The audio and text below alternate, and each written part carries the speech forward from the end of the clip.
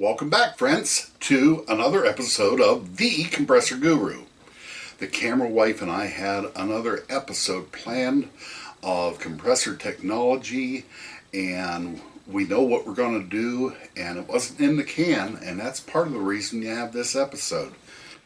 The U.S. mail screwed up and sent a newspaper to my shop. We get a local newspaper here called the Philipsburg Journal. And the Journal is a hometown newspaper. So I want to tell you a little bit about Philipsburg before I read one article to you. And please get to the end of this episode so that you can give me a thumbs up, thumbs down, leave comments, and just let me know, because we may do more of these episodes, but they won't be regular episodes like we scheduled, the tech stuff, the education stuff. We'll just throw them up as bonus episodes when stuff strikes us funny. So the newspaper struck me funny. No, it had me and Vel laughing so hard we couldn't hardly read the rest of the articles. So that being said, I want to tell you some things about Philipsburg. Philipsburg, Pennsylvania is a really neat little town. The town itself is just over 3,000 people, but with surrounding other boroughs and townships, the entire Moshannon Valley is what it's called. The entire Moshannon Valley is less than 18,000 people. And when you say that's a pretty good sized town, no. That's 18,000 people scattered over a 30-mile length, maybe 15 miles wide. So we have a couple little boroughs and we have rural. And we live in the outskirts of one of the towns. The metropolis of Philipsburg? Yeah, the metropolis, yes. Which is the biggest borough in the area until you get to Clearfield or State College, which is actually a city. So, back to Philipsburg. There's some claims to fame here. First off, Philipsburg was the first place to have an automated screw factory in the United States. Now, that is not why Phillips screws are called Phillips screws. That's a whole other story, and I'm not going into it. But we had the first automated screw plant. That being said, we were a center of coal production for Pennsylvania for years. That lasted till the mid-'80s. There's still some coal production here, but it's nothing like it used to be. We have had many sewing factories until they all closed mid-'90s, early 2000s because of the NAFTA agreement. I'm not going to get political here. NAFTA wasn't a good agreement for the average worker in this area. So, not getting political, moving on. That's the history. Currently, we got a couple guys in the area that have built tech companies. One's a statewide company, another one went national and he sold his company out.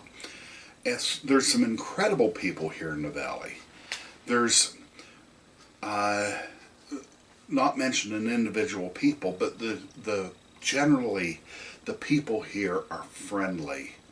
If you have a car broke down along the road, somebody's going to stop and say, hey, you need help, whether they know you or not.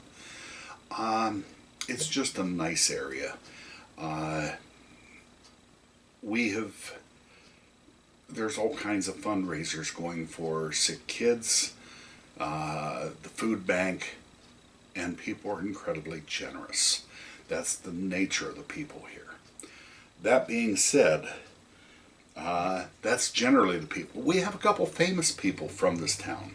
And I don't know how you want to gauge fame, but Jon Condo, retired NFL player, born and raised here, came back here. Matt Adams, current Major League Baseball player. He's in the Kansas City system right now. I think he had, 11 years in the majors. And he bounces back and forth between the minors and the majors based on rehab or, how full teams' rosters are. He's a good first baseman. Anyway, grew up in our church. We also have Coach Caslow, a longtime wrestling coach that's in the Pennsylvania Wrestling Hall of Fame. Nice old guy. He's in better shape now in his 70s than I've been since my 20s. So, great guy. Also a member of our church. Stay tuned to the end of the episode, and I want to share some other YouTube creators in the area. Some of them are far more successful than this channel, and we realize we're in a niche channel because not everybody has air compressors, although it's my firm belief that everybody in America should own an air compressor, and I've been working on supplying that. But these guys are in far more popular types of situations.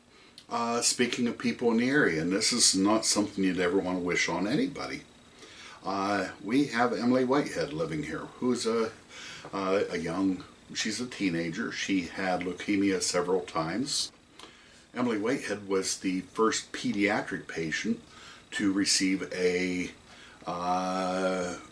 new T-cell therapy that has made her cancer-free, and she's been cancer-free for more than 10 years now, which we are home to the Emily Whitehead Foundation, and they're a 501c3 fighting pediatric cancer.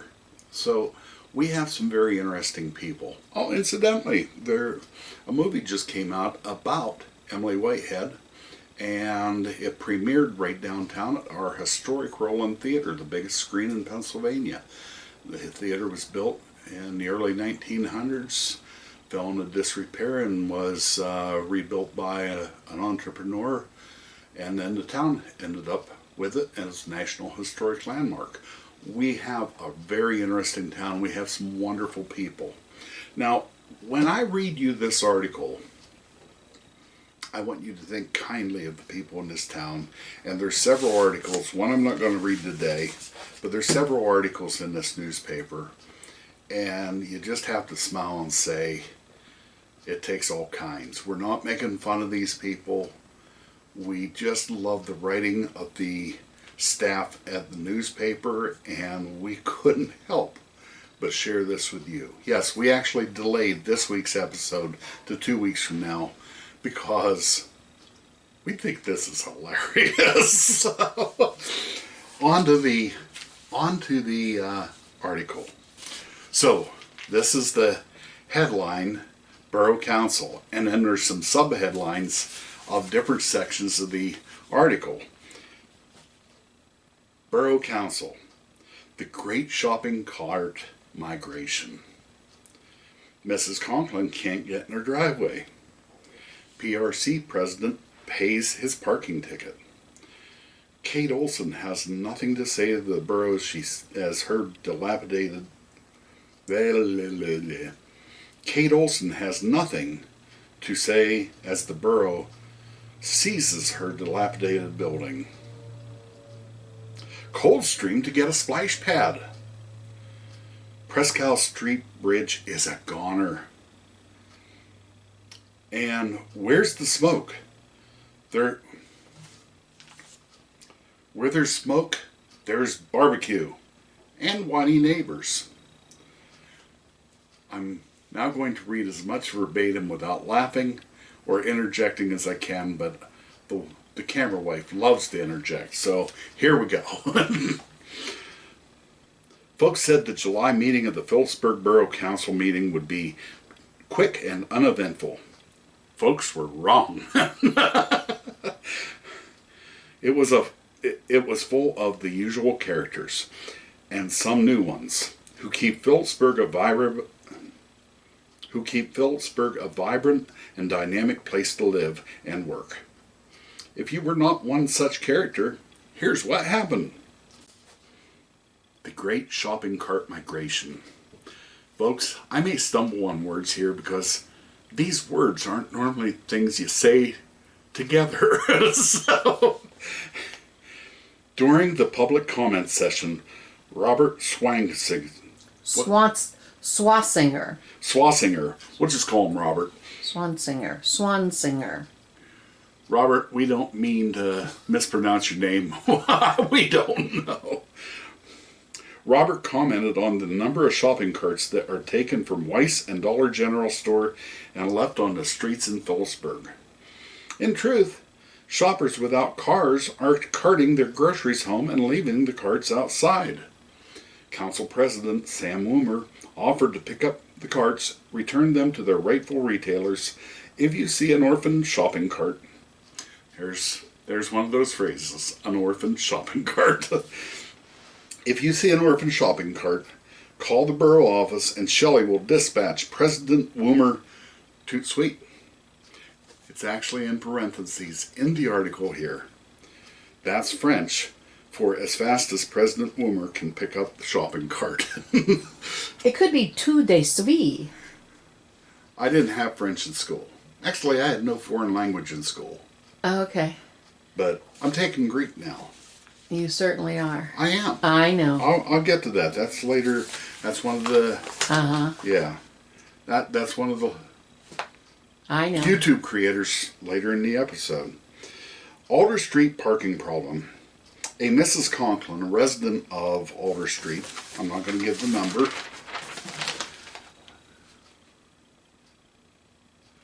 complained that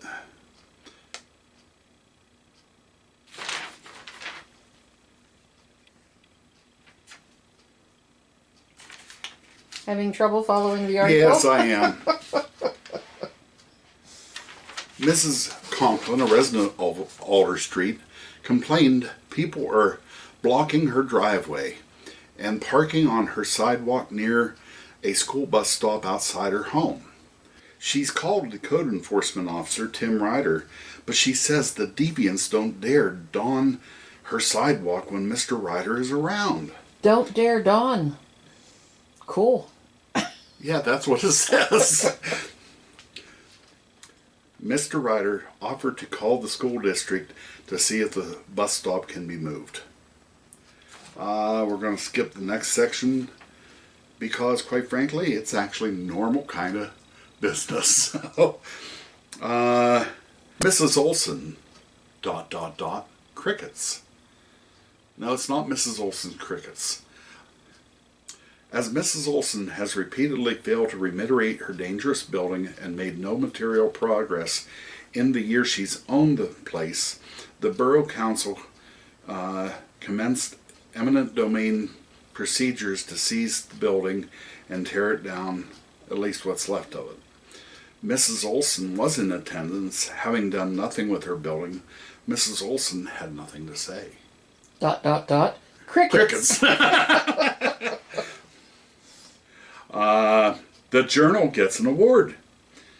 Thought it couldn't be done. We thought it would never happen. We just had a teeny tiny little baby small town newspaper. Continue to page 10 of 12. We get 12 pages of news every week. Newspaper. But now hear this. The Philipsburg Journal has won a major award on behalf of the American Legion. Mrs. McCormick, who nominated this paper, presented the American Legion Marketing, Media, Fundraising, and Communications Weekly Newspaper Award to the Philipsburg Journal. Thank you, Jonah. An award for the daily newspaper went to our friends at the Progress. Progress is the daily newspaper in the area. Val, this may excite you. Coldstream to get a splash pad. Councilwoman Sharon Gross proposed installing a splash pad at the Coldstream Park. It would be a concrete pad with fountains that kids could play in. The council discussed permitting that would be required and the water filtration system and voted to further explore the proposal. That is so exciting because I'm from this area. You are? When I was a kid and we were growing up, we all learned to swim at Coldstream, and you swam because you didn't want your feet to touch the bottom because it was that murky, muddy stuff with lily pads coming up that would tickle your feet. And you didn't really know what was in there, but it's okay because we could swim there. And if you wanted to get your, to graduate from swimming class, you had to jump off the pier into the arms of Mr. Bud O'Brien, who is another prominent person here in the town of Philipsburg. Named Bud. Most nice guys are named Bud. You think so? Yeah. Anyway, that's so cool because we can't, because of all of the regulations now and insurance and so on, you can no longer swim at Coldstream, and you haven't been able to for years. A splash pad would be so cool. Would you run in it? Oh, yeah. I know. It's for kids like me. We're almost done with the article. We've skipped several normal pieces of business, but here's one. And I do not know if this business is in the borough. That's pretty far up the pike. I thought it would be in another township. What business? Graham's Barbecue. No, it's in the borough, I think. Okay. It's right above Rush Township. That's what I mean. Yes. Could be Rush Township. Nope. Okay. It's the borough if it's in this article. Okay, you're right. Neighbors complain about odors from the delicious barbecue ribs, brisket, and pulled pork. Mr. Ryder reported neighbors are lodging complaints with the borough regarding the scent and smoke of the delicious barbecue from Graham's Up in Smoke at 838 Tyrone Pike. Now you notice I haven't been given addresses for some of these other ones because we don't want to give individual addresses, but this is delicious. So. And it's a business. It's a business. They're only open Thursday, Friday, Saturday, but it's delicious. Or maybe it's Friday, Saturday, Sunday. I don't know. I don't know. We should go check it out today. Anyway, Ryder reported that there is no ordinance against barbecue smoke and noted that Graham's is only open 3 days a week. Also, the building has been a restaurant for as long as anyone can remember. The neighboring residents should reasonably expect restaurant odors. Now, I want to replace the word odors in this article with aromas. And why would we want such an ordinance? Dave's cuisine is delicious, and good Lord knows we don't need fewer places to eat in Philipsburg. Pitkin is upset.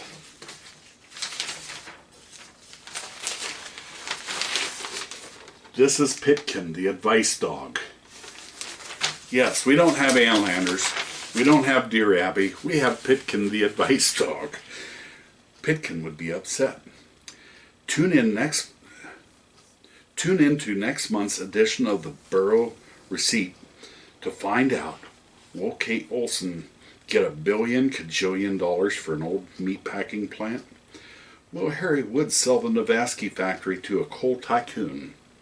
And finally, will Graham's be shuttered for emitting smoky deliciousness? Folks, when I got this newspaper by accident at the shop this week, it changed our shooting schedule. There's another one above the fold, Rush Township, and you just have to laugh. These were fun. These are hilarious. If you want to hear more, let us know. Give us a thumbs up or thumbs down in the comments. The more thumbs up, the more likely we are to do more of these. The more thumbs down, maybe we won't. We will be continuing with our tech episodes, but we'll publish these as a bonus. I want to get to what I promised earlier. We have several YouTubers in the area also. We have Keller Kennedy. I'll put a link to his page in the description. Dan is a nationally ranked competitive eater, and his channel is mesmerizing. He told me he can eat 27 pounds of food in one sitting, which is amazing. Now, we've watched his videos. We subscribe to his channel. We watch his videos, and we just sit there and watch. It's like watching an eating machine. And he's an interesting guy. He owns a local business. He didn't ask me to plug it, so I won't. But he's an interesting guy. Anyway, check out Keller Kennedy, description in the thing. We have a new business in the area. We have Average Jack's Archery, which is also the name of his YouTube channel. Nate Sellers opened a business at 21 North Front Street, Philipsburg, and he has a very nice archery shop with an archery range, also an indoor archery range, which in the wintertime is very valuable in my opinion. In the link below, there's Average Jack's Archery. One other local YouTube creator, and he does not have a very big following yet, but I encourage you, we have a lot of believers on it that comment on this channel. They tune in for the tech and they find out that I openly share my faith, and I get a lot of amens and stuff like that from these guys. That being said, I am taking Greek lessons. I wasn't on the college prep course in high school, so I had no foreign languages, but we have Koine Korner from my friend Ken. Ken is a brilliant, interesting man. He's a published author. His most recent book is Arguing About Guns. He is a pro-Second Amendment advocate and has a great book on the arguments and how to argue well in favor of the Second Amendment. Anyway, I will leave a link to that book, and I will leave a link to his channel where he discusses the translation of Greek to modern day English. He is fluent in Greek. It's something that he told me it just clicked with him, that it came so naturally to him. And I am shocked that he doesn't have very many subscribers. I think someday there's going to be a Christian college or something along that lines. They're going to see his channel and it's going to become part of the syllabus that their students need to watch certain episodes or all the episodes. It's really good stuff. And that's actually one of his catchphrases. It's really good stuff. So folks, the Moshannon Valley has lots of very good, very interesting people, fun history, interesting history. Feel free to check us out. If you're ever in the area, give me a call. We'll go have a hamburger or something. You could go to Up and Smoke. We could go up and smoke, but you have to come on a weekend. But anyway, I just had to share this with you. I thought it was hilarious. God bless you. Have a great day. The camera wife, this is perhaps the easiest episode ever for her because we weren't moving around. Hey, get a close up to this. Hey, let's go over to the press and do that. She just sat here and visited and smiled, and life is good.